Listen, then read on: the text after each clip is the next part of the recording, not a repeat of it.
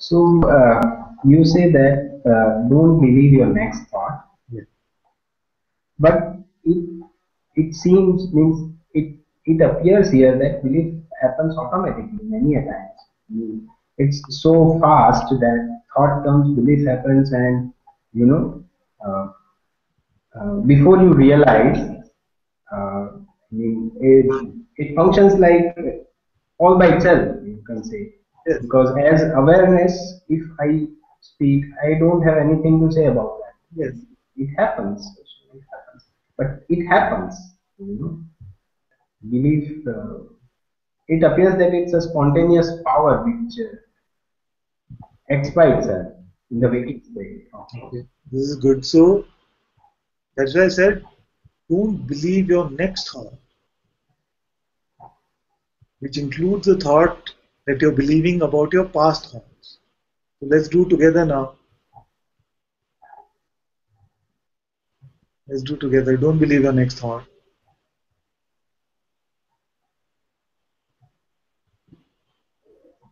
There is no need even to believe the next thought. There is no That's my need point. even That's my point. because I'm always aware, and that's all. I mean, that's a full stop. There is there is no need even to not believe the next thought. But many a times, belief happens by itself. Yeah. And I mean, as awareness, I cannot do about anything about that. I am simply aware of that fact. Belief happens, and sometimes, if the thoughts are negative and belief happens in them, suffering also happens. But it is the being which suffers, but I don't suffer. Yes. So nothing has ever happened to awareness. Yes, Then what? Why do we do satsang? maybe to keep reminding the being that uh, you are awareness. You came out of awareness. That's it. That's it. And the reminding is simpler, or the direct seeing is simpler when I'm not deluding myself with these picked up beliefs of being a person. But I am never deluding myself because Is I it am right? what I am. It is being which is deluding itself. Yes, yes. Maybe the consciousness is believing in the person, and maybe it's playing as a person many a times. In day-to-day life, it behaves like a person. There is egoic behavior also, but that is in my awareness. I mean, that is in me as awareness, you can Yes. say. But that still happens, and maybe the mind wants that it should not happen. The mind wants that person should never come back. Like there should never be a person again. Yes. So But don't believe that. that doesn't happen. I mean, it keeps coming, going, and although it doesn't do nothing to me as awareness.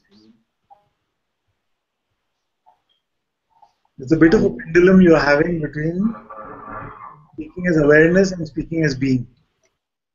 yes, yes. But even that pendulum is witnessed in awareness itself. Yes, my dear, I know that. Maybe. So this everything is appearing within awareness itself. And awareness is always aware of itself.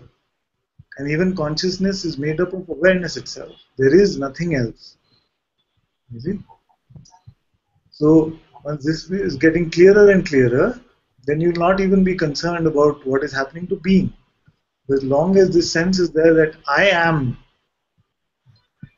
you see, then the I am has the potential to pick up I am good person, I am spiritual seeker, I am enlightened, I am whatever. You see, the dropping is happening for who?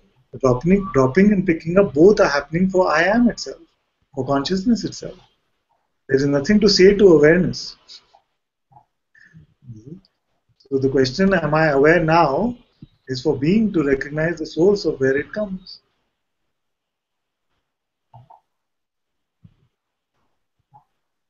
So does that pendulum, I mean, again, this is a question of mine, but still, does that pendulum slows down or even, maybe if I can ask you about yourself, has the pendulum stopped even or has it slowed down? Yes, yes. This pendulum of identifying as a person and then just resting as being. This pendulum, it slows down to such an extent that it seems like work to pick up thoughts. Of course, momentarily thoughts will be picked up, but those long term, as a kid, I was very sulky about things, especially as a teenager. So if I'd have a fight, okay, don't tell my wife, but if I had a fight with my girlfriend or something like that, I would sulk for days, just holding on to these thoughts, just sulk, sulk, sulk, really like that. And I find that is completely gone now. It's not possible to sulk because thoughts just picked up momentarily drop. So this sense of sulking, resentment, the sense of boredom, all of this gets wiped out because it's dependent. It's like the secondary part of the play. Okay? So the first part is the natural emotions and sensations which can come. Sometimes anger can come, sometimes fear can come, you see, hunger can come. Okay?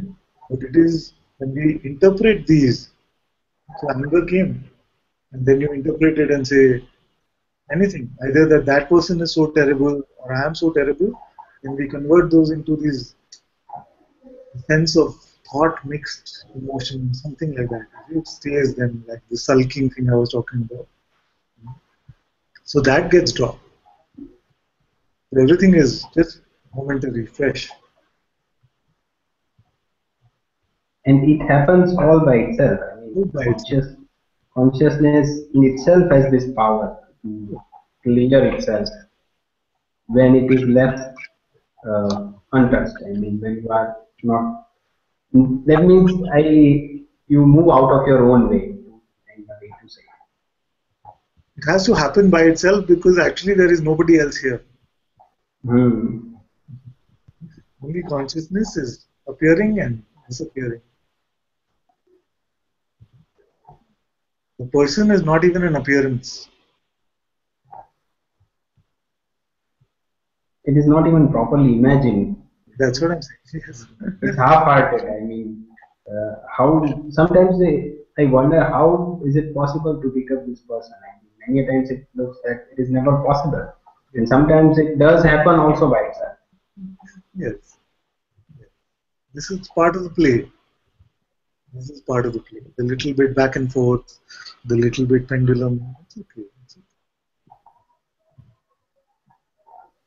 Don't put any labels on yourself.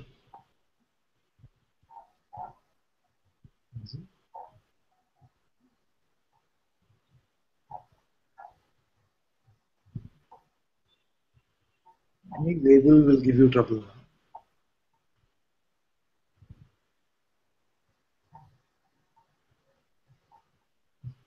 And definitely don't have this sense that I got it or I'm getting it. And that's again a label. Yeah, exactly. It's very difficult to use this word I because this I is very tricky. It can seem like that. Actually, I've never had so much trouble with using the word because when belief is withdrawn from the sense of personhood, doesn't mean that our natural way of living in the world stops or has to change. Or I don't go into restaurants saying, "Oh, the body here is hungry, so can I have a pizza?" It's not like that. It's very natural. I would like a pizza. It's okay. But it does not become definition for me. Of course, I remain as I am. before I am. Right? I am that, and I remain as that, which is even prior to I am.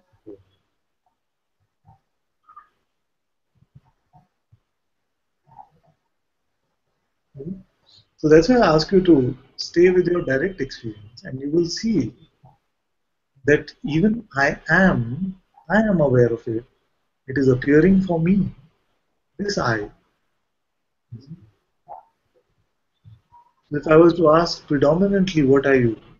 Although I am is a beautiful aspect of you, I feel that if your experience is the same as mine, you will say predominantly I am this awareness and this tiny light called amness or being, flickers in and out.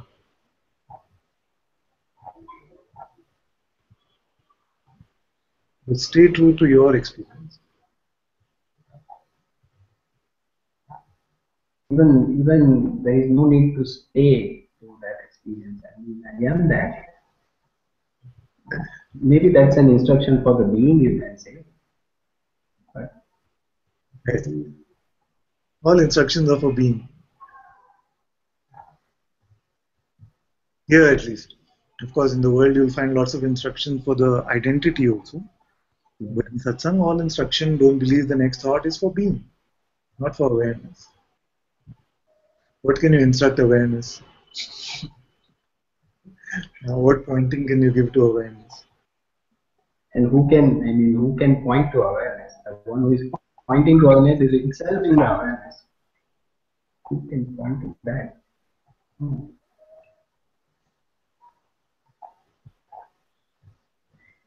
Without believing a thought, can that thought become an action? I mean, suppose if I give you an example of very common thought that, okay, I have to go to the college and I have to take a lecture online from 9 to 10, right? So this is a thought.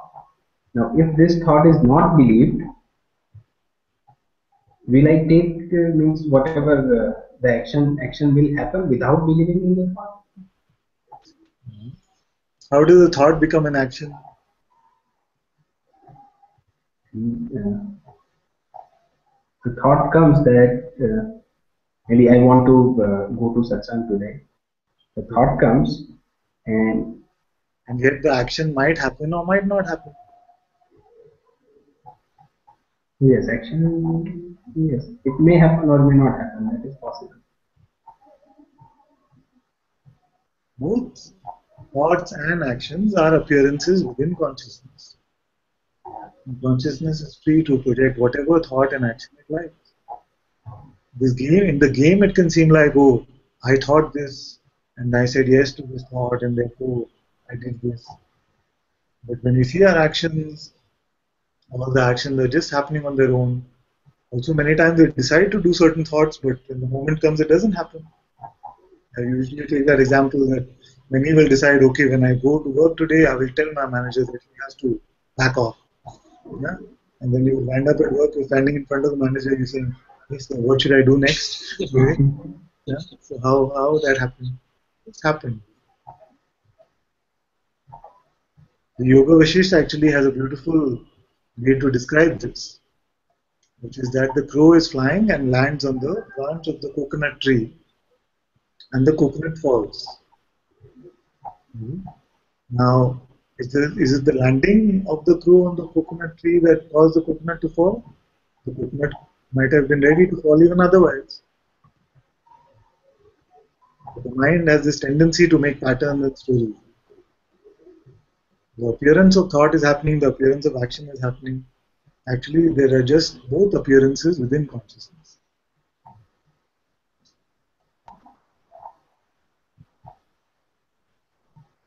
I don't feel that consciousness needs to rely on thought to run our life. Right? To pretend to be a person, it needs to rely on thoughts.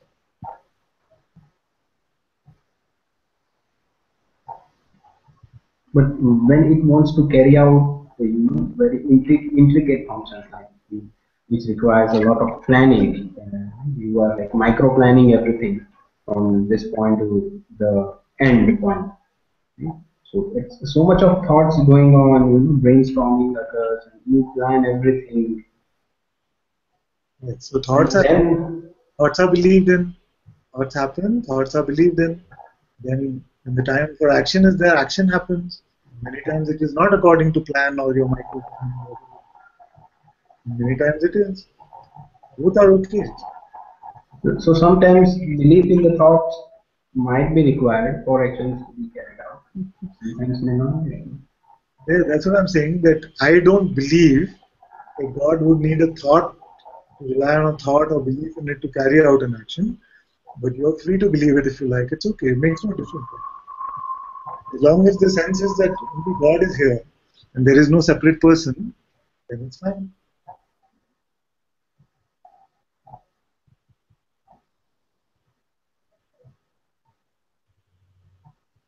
And why don't I believe that God needs thoughts to run our life? Because God is running this entire realm. You go inward, inward, inward, and you come to the realm of quantum physics. Everything is just moving on its own. We haven't even yet figured out how this trillions of cells come together, atoms come together and stay as a body. We haven't figured out the cohesive force that keeps it together also. We haven't figured out what intelligence antibodies have, who reads the DNA structure code.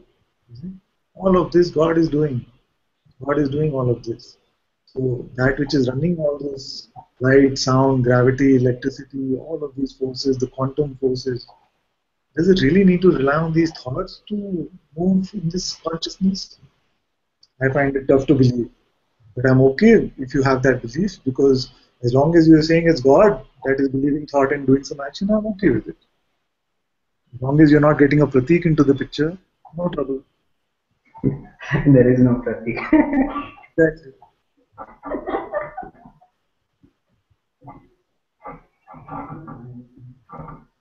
So when a thought is coming, is it saying that, okay, God, this is what you have to do next? All thoughts are presuming the existence of a pratik, no?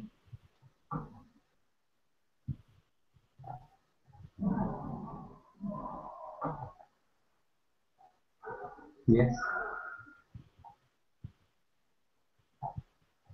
So if the thoughts of a pratik and no pratik ever existed, then what use is the thought?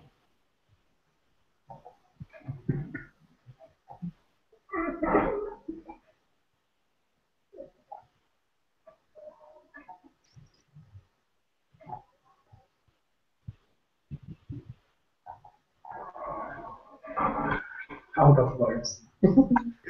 This is good. So, even the other day, there's this old video that we posted, no? This old video where the, the particles of light, they change their trajectory based on whether there is a observer of that light or not. So it has some wave sort of movement when the observer exists, and just pure particle sort of movement when there is no observer. What gives the atom the intelligence that an observer exists now? It is moving. Poor thing is just going from point A to B. How does it know? So there must be a supreme intelligence which is moving all of it. And also there's a BBC study which I mentioned very often in Satsang, which we can send to you, which says that the nerves start getting activated. The brain starts activating the nerve centers of the movement of the hand 6 seconds prior to the movement of the hand. And sometimes the thought comes maybe 1 or 2 seconds before the movement. So the activation of the nerves is happening even before the thought comes. It's only post facto that we come and say, oh, I did this. Or just before the action, when the mind tries to be tricky and say, oh, yes, I must move my hand or something. It's already happening.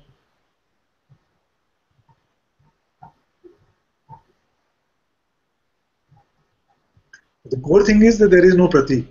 The rest of it is fine by me.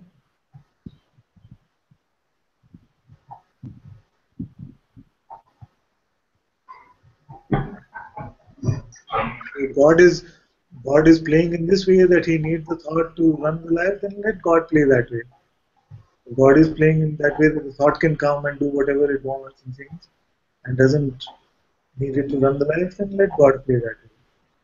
I'm just saying that don't believe there is this entity which a thought is telling you that you are.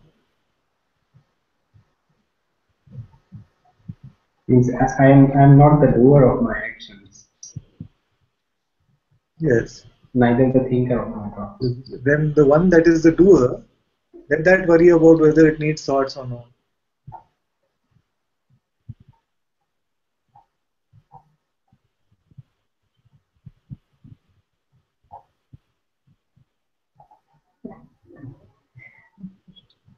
Nothing more to say. With you, I must also, I'll give you some advice, which is that don't try to create a conceptual framework about what we are saying. You'll find it deeply frustrating. Just stay with your direct experience and it will serve you very well.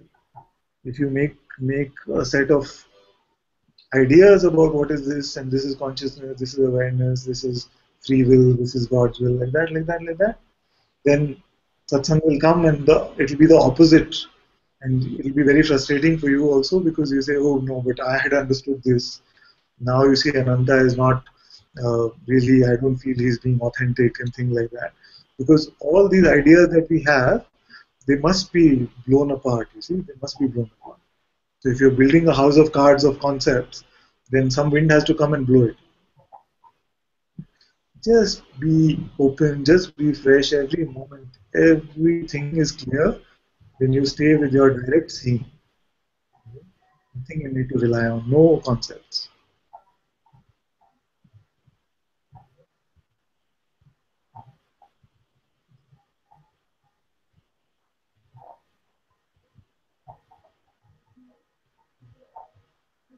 And also remember that most sages have said that I don't speak the truth because the truth actually cannot be spoken. So to keep you in that neutrality zone, because the mind jumps this way or that way.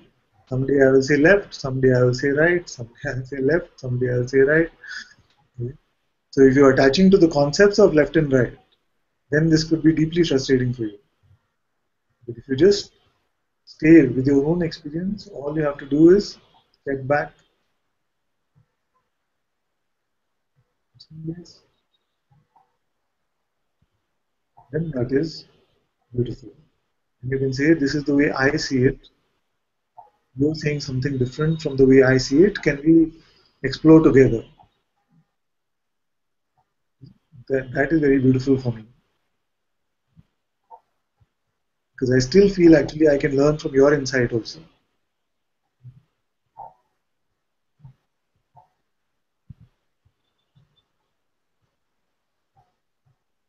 Give no belief to your spiritual mind also. It is trying to be the spiritual mind.